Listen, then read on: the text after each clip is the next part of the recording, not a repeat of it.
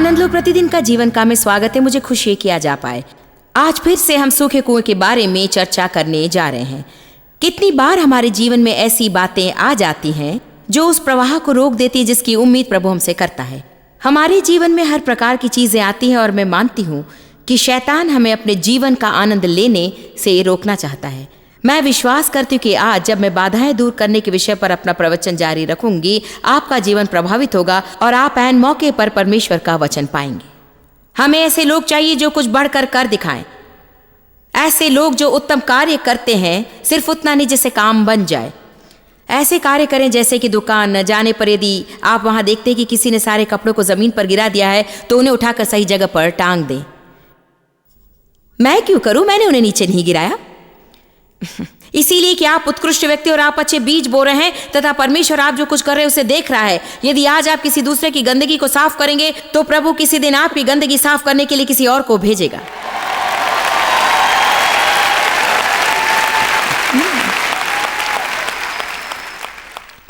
खरीदारी कर लेने के बाद आपको वहां प्रयुक्त गाड़ी को उनके लिए निश्चित जगह पर ही रख देना चाहिए। उसे कहीं बीच रास्ते पर नहीं छोड़ना चाहिए ताकि वो किसी के बीच में आ जाए।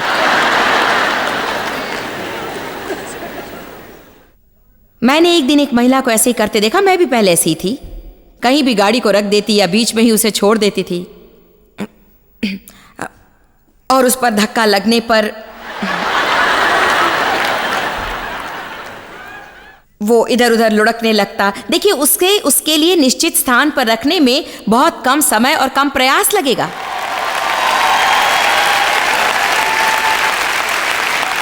ओ नहीं, पर आप देखिए, शैतान हमें बुरा आदर्श प्रस्तुत करना चाहता है। जो कोई हमारे बम्पर स्टिकर को देखता है वो देखना चाहता है कि हम क्या कर रहे हैं। हाँ, उसे यूं ही पड़ाव की जगह पर छोड़ देते हैं, किसी भी गाड़ी से टकराए हमें क्या मतलब। अरे ये सारी चीजें इतनी ऊंचाई पर हैं, उनका निश्चित स्थान वही है ना? आमीन।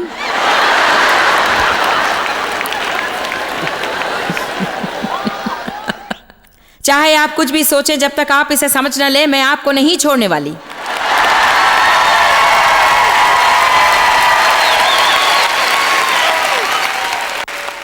लेकिन देखिए, हम हर तरह की बातें करते हैं, जैसे समझौता, मामूली प्रदर्शन, उत्तमता के प्रति लापरवाह, और दूसरे लोग जो बेईमानी करते हैं उन्हीं के बहाव में बह जाते हैं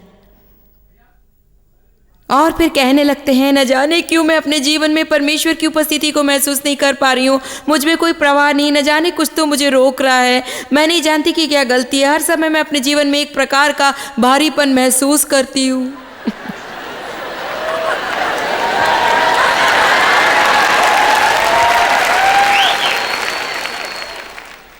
मैं चाहती हूँ कि आज आप खुद को पहचाने कि आप कौन है, ये कि आप परमेश्वर की संतान हैं, ये कि आप राजा से संबंध रखते हैं, आपके अंदर जो है वो महान है। आपको कहीं कोने में बैठकर शैतान को मौका नहीं देना चाहिए कि वो आपको मार डाले।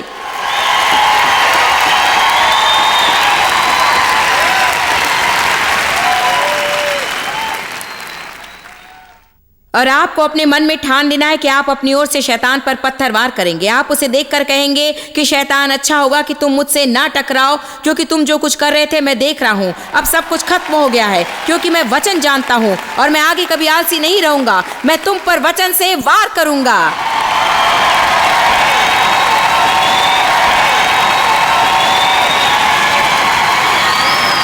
आप ये तक नहीं जानते कि आपके जीवन में क्या होगा यदि आप यहाँ से जाने के बाद सचमुच परमेश्वर के वचन का प्रयोग उस तरह से करने लगेंगे जैसा परमेश्वर आपसे आशा करता है। और बाइबल कहती है कि जिसके पास मेरा वचन है वो उसे सच्चाई और ईमानदारी से बोले। शैतान आता है और आपके बच्चों के बारे में आपके मन में विचार डालता है कि मुझे डर है कि तुम्हारे बच्चे शराब पीने लगेंगे, तो फिर हम कहने लगते हैं कि मुझे डर है कि मेरे बच्चे शराब पीने लगेंगे। शैतान कहेगा यदि वे किसी अविश्वासी से शादी करे तो क्या होगा, और हम कहेंगे मुझे डर है कि वे अविश्वासी से शादी करेंगे।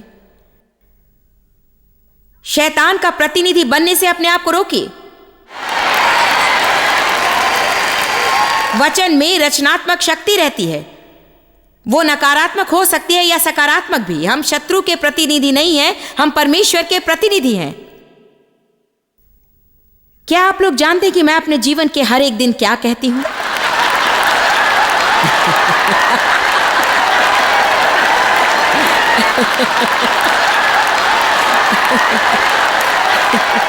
मैं जानती हूं कि आपका ध्यान मेरी ओर है।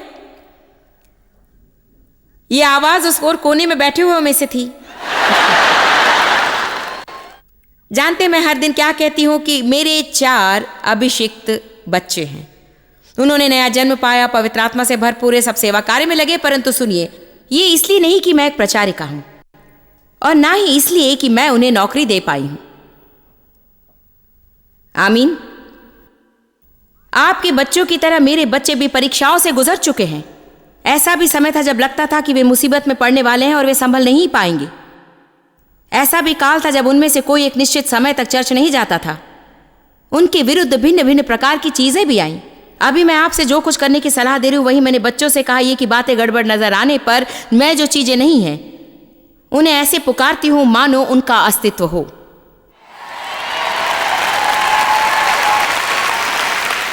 मैंने इसे 2 वर्ष पहले कहना शुरू किया जब मुझे एहसास हुआ कि मेरी उम्र बढ़ती जा रही है और मुझे अपनी जिम्मेदारी ऐसे किसी के हाथ सौंपना चाहिए जो इसे अगली पीढ़ी तक बनाए रखे। और तब मेरे अंदर एक अग्नि उतर आई और उस दिन से हर रोज मैं अपने आप से कहने लगी, मेरे सभी बच्चे अपने जीवन में प्रभु के बुलावे को पूरा करेंगे।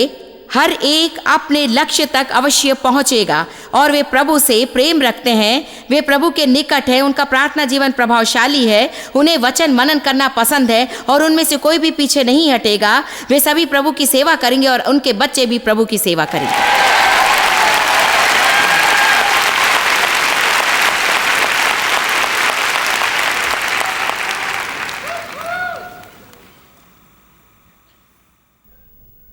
हमें कुछ भी कह देना अच्छा लगता है तो ऐसी बातें कहे जो अर्थपूर्ण हो।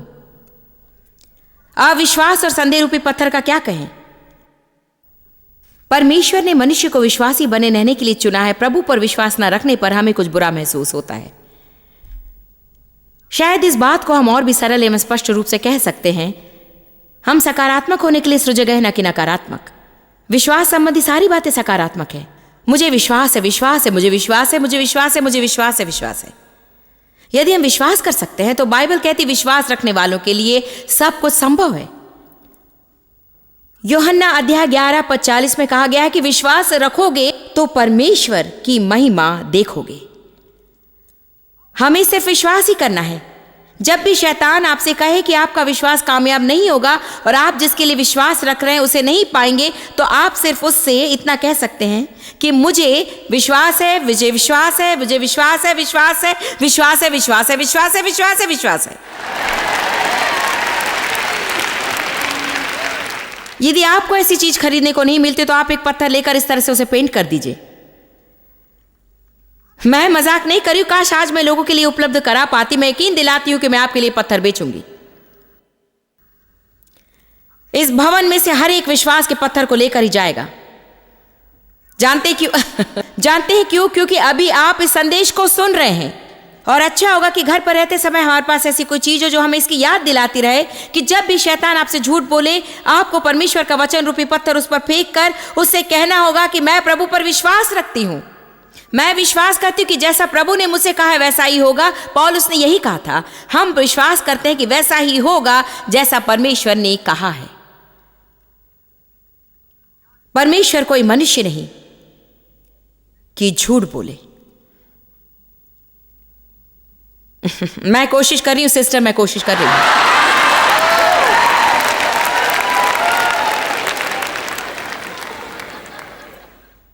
इब्रानियों 4:3 में और इब्रानियों 4:10-11 में बाइबल कहती है कि विश्वास करने पर हम परमेश्वर के विश्राम में प्रवेश कर सकते हैं। वाह, ये एक प्रवाह है। परमेश्वर के विश्राम में रहना। क्या आप परमेश्वर के विश्राम में रहने का तात्पर्य जानते हैं? इसका अर्थ यह कि चाहे आप जो कुछ भी देखें और चाहे जैसा भी महसूस हो और चाहे जितना भी समय लगे, आप इतना विश्वास कीजिए कि परमेश्वर का वचन सच है।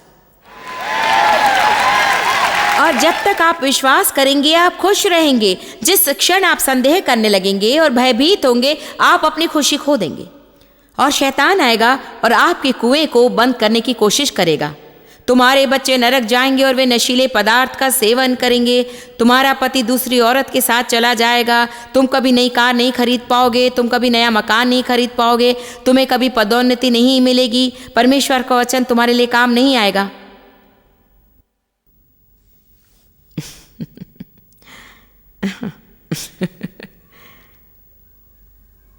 आप लोग जल्दी समझ गए।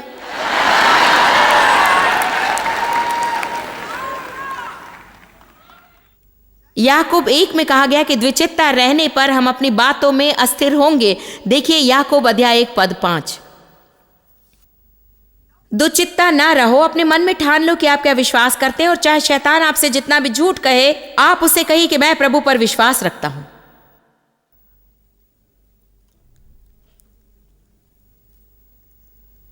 मैं आज आपसे कहना चाहती हूं, मुझे मेरे प्रवचन अच्छे लगते नहीं तो प्रचार नहीं करती। मैं आशा करती हूं कि आज का प्रवचन एक विशेष संदेश है। मेरा विश्वास है कि प्रभु ने मुझे अंतर्दृष्टि दी और मुझे बताया कि मैं इस ढंग से प्रस्तुत करूं कि आप कभी उसे भूल ना सके। देखिए कितना भारी होता जा रहा है। आज अपना प्रवचन पूरा करने तक शायद मैं उसे उठा नहीं सकूंगी।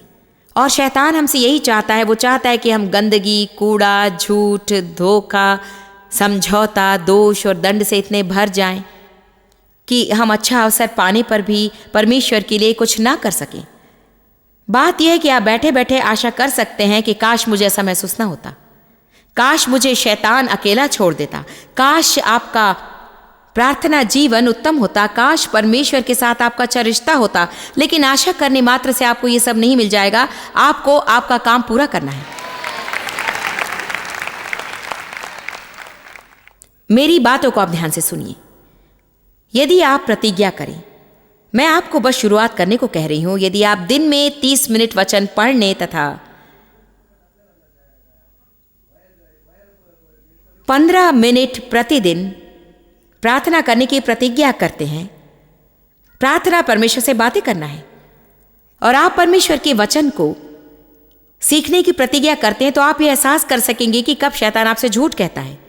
और जैसे ही आपको एहसास हो जाए कि शैतान झूठ बोल रहा है, तो आप उसे परमेश्वर के वचन द्वारा मुंह तोड़ जवाब दे सकेंगे। और मैं आपको यकीन दिलाती हूं कि आप अवश्य अपने जीवन में सफल हो सकेंगे।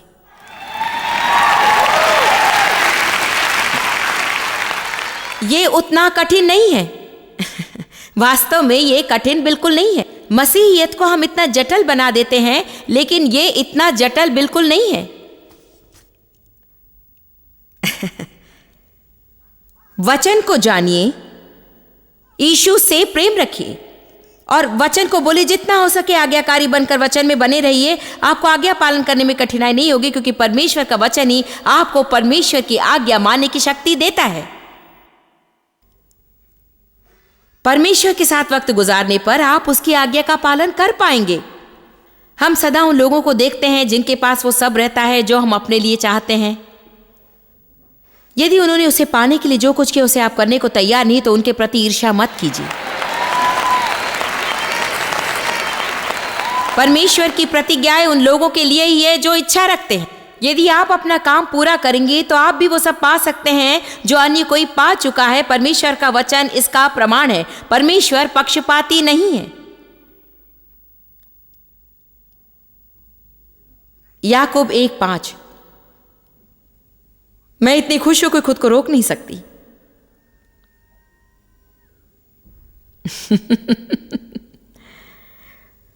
मुझे ये संदेश अच्छा लग रहा है। वचन 5 कहता है, पर यदि तुम में से किसी को बुद्धि की घटी हो तो परमेश्वर से मांगो, जो बिना उलाहना दिए सबको उदारता से देता है और उसको दी जाएगी। वचन 6, पर विश्वास से मांगो और कुछ संदेह ना करे, क्योंकि संदेह करने वाला समुद्र की लहर के समान है जो हवा से बहती और उछलती है। वचन 7 देखिए, ऐसा मनुष्य ये ना समझे कि मुझे प्रभु से कुछ मिलेगा। और वचन 8, वो व्यक्ति दुचित्ता है और अपनी सारी बातों में दो मन रखता है और चंचल है। तो यहाँ पे कहा गया है कि यदि आपको कुछ चाहिए तो आप प्रार्थना करें। प्रभु सहायता करने का वचन देता है, लेकिन शैतान आकर कहेगा खैर कुछ नहीं हो रहा है। कुछ भी नहीं होने वाला, तुम्हारी हालत बिगड़ती जा रही है। मैंने भी संदेह और अविश्वास के बारे में सोचा था और कभी कभी मैं सोचती हूं मुझे संदेह नहीं करना चाहिए, फिर भी मैं करती हूं। परंतु क्या आप जानते हैं हम क्यों संदेह और अविश्वास से इतने पीड़ित हैं? इसलिए कि हम विश्वास की अच्छी लड़ाई नहीं लड़ते हैं और शत्रु के विरुद्ध लड़ते समय अपना मुंह नहीं खोलते हैं। यदि आप अपने किसी बच्चे के लिए या अपने जीवन में किसी सफलता के लिए या फिर आर्थिक रूप से संपन्न होने में या नौकरी पाने के लिए परमेश्वर पर विश्वास रखते हैं तो फिर क्या होगा? वचन सामर्थ्यशाली होते हैं। हम इस भूमंडल में जो कुछ भी देख रहे हैं उसे परमेश्वर ने अपने शब्दों से ही रचा है। उसने जरा भी नहीं सोचा, उसने कहा हो जाए और वैसा ही हो गया। निर्जन प्रदेश में जब शैतान यीशु के पास आया, ये नहीं कहा गया कि शैतान की बातें सुनकर यीशु सोचता रहा। कहा गया है यीशु ने शैतान से कहा। देखिए, शब्दों में ताकत रहती है। आपके शब्द सामर्थ्यशाली होते हैं। हम उस परमेश्वर की सेवा करते हैं जो उन चीजों को जो नहीं ऐसे पुकारता है मानो वे हैं। यहेजकल 37 कहता है क्या ये हड्डियां जी सकती हैं? हे परमेश्वर यहोवा, तू ही जानता है। उसने कहा इन हड्डियों से भविष्यवाणी करके कहे, हे सूखी हड्डियों, यहोवा का वचन सुनो।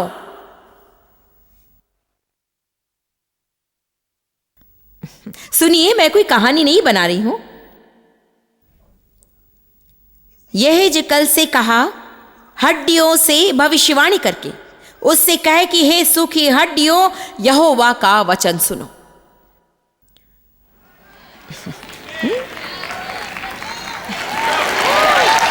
शायद आपको अपने मित्रों के साथ बैठकर उन्हें अपनी दुख भरी कहानी सुनाने की अपेक्षा अपने मृत जिंदगी को देकर भविष्यवाणी करनी चाहिए।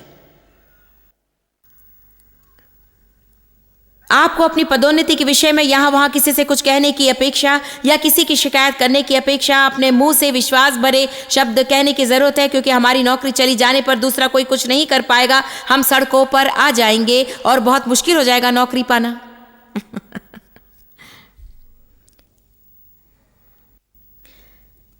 हमें ये कहना होगा, सुनो, प्रभु मेरी नौकरी जाने नहीं देगा, वो मुझे पदोन्नति दिलाएगा, मेरे प्रति मेरे बॉस के मन में प्रेम जगाएगा। यदि मेरी ये नौकरी चली भी जाए तो वो मुझे कहीं और इससे बढ़िया नौकरी दिलाएगा।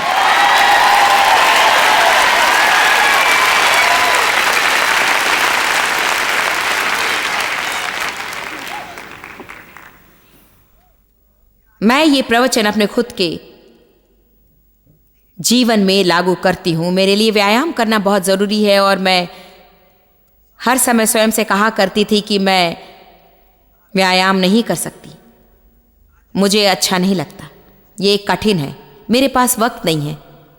पिछले 2 हफ्तों से दिन में 6 बार मैं कहने लगी कि मुझे व्यायाम करना पसंद है। धन्यवाद यीशु कि मुझे व्यायाम करना अच्छा लगता है। जब भी मैं अपने व्यायाम की सामग्री को देखती हूं मैं कहती हूं कि मुझे व्यायाम करना अच्छा लगता है। पिछले 2 हफ्तों से 2-4 दिन उसे मैं कर रही हूं। यही विकास है।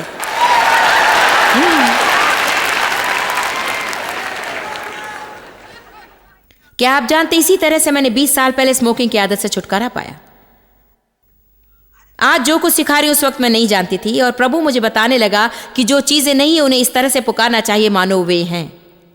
मैं कहने लगी मुझे स्मोक करना अच्छा नहीं लगता, धुआं बर्दाश्त नहीं कर सकती और 2 हफ्तों के अंदर मैंने ये आदत छोड़ दी। और कई सालों तक जानते मुझे इससे बहुत सी समस्याएं थी। ये मत कहिए भला मैं इसे नहीं छोड़ सकती, मैं यही कहा करती थी, अरे मैं इसे नहीं छोड़ सकती थी, कभी छोड़ने की कोशिश करूं तो हर समय खाती ही रहूंगी, शारीरिक बलहीनता होगी। पर क्या आप जानते हैं हम खुद ही एक गड्ढा खोद कर उसमें अपने आप को दफना देते हैं।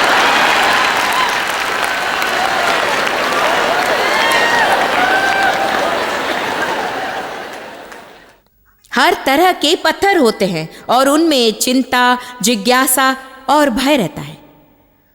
ओ तुम्हारी नौकरी चली जाएगी, तुम्हारे बच्चे कामयाब नहीं होंगे, और अब देखिए तुम कभी नहीं बदलोगे, तुम्हारा परिवार नहीं बदलेगा, तुम्हारी परिस्थितियां नहीं बदलेंगी, दिन पर दिन ये बिगड़ती जाएंगी और तुम खत्म हो जाओगे।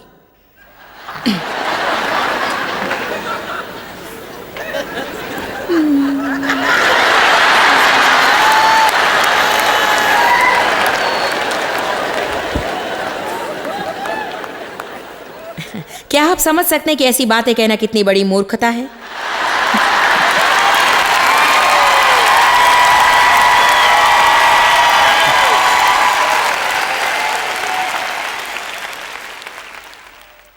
अतीत के पत्थर, अतृप्ति के पत्थर, स्वार्थपरता के पत्थर, और अब देखिए दोषारोपण के पत्थर। बहुत से पत्थर हैं। नीति वचन 4:23 सबसे अधिक अपने मन की रक्षा कर, क्योंकि जीवन का मूल स्रोत वही है। यह मुझसे क्या करने को कहता है? मेरी मन की रक्षा करने को कहता है, अनावश्यक बातों को जगह न देने को, जो मूल स्रोत को बंद कर दे। कलीसिया में कई गुस्सेदार लोग होते हैं। कई लोग ऐसे होते हैं जो स्वागत करने के लिए खड़े रहते हैं और उन लोगों को देखकर वे मुंह मोड़ लेते हैं, जिनसे वे नाराज हैं या जिनकी वे आलोचना करते हैं, और हर समय उन पर आरोप लगाते रहते हैं। अपने आप को निंदित, नाराज, क्रोधित और क्षमाहीन ना होने दें। यह ऐसा है मानो अंदर का मनुष्य मैल भरा है, इससे प्रभु दुखी होता है और आपके जीवन का प्रवाह रुक जाता है, तथा वास्तव में ये आपको सताता है। ऐसे किसी व्यक्ति की याद सदा मन में बने रहने से कोई फायदा नहीं होता जिसने आपको नाराज और दुखी किया हो, और आप सदा उसी के बारे में बार बार और बार बार और बार बार सोचते रहते हैं।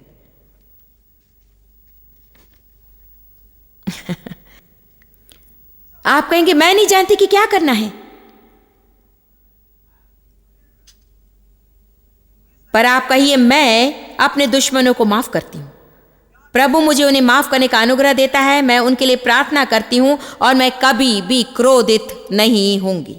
जैसे ही आपको लगे कि आपको गुस्सा आ रहा है, तब चाहे आपको अपना दम घोट कर कहना पड़े, आप उसे अवश्य कहिए मैं क्रोध नहीं करूंगी।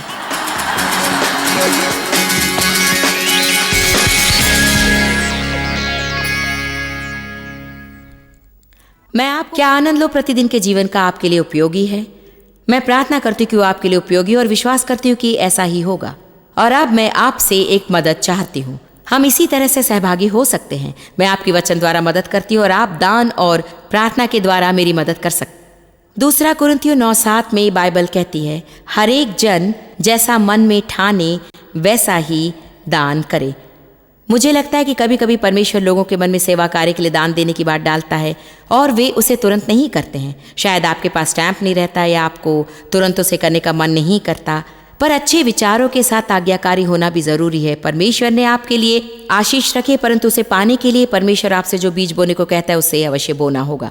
यहाँ वचन 7 में कहा गया कि हर एक जन जैसा मन में ठाने वैसा ही दान करे, न कुड़ के और न ही दबाव से, क्योंकि परमेश्वर हर्ष से और उदारता से, सच्चे दिल से, पूरे मन से देने वाले से प्रेम करता है। मैं आपसे सिर्फ यही कहना चाहती हूँ कि परमेश्वर आपके मन में जो बात डालता है उसे कीजिए। यदि हमारी सेवकाई से आपको मदद मिल रही है या आपके जीवन में परिवर्तन हुआ है, तो मैं आपसे आग्रह करती हूँ कि आप हमारी मदद करें ताकि हम और भी दुखी लोगों की मदद कर सकें। क्या आज आप हमारे लिए एक विशेष प्रेम दान भेजकर हमारा साथ देंगे ताकि हम विश्व के कोने कोने तक पहुंच सकें? अपना उत्तम दान हमें अवश्य दीजिए। प्रभु आशीष दे। मैं आपसे प्रेम रखती हूँ।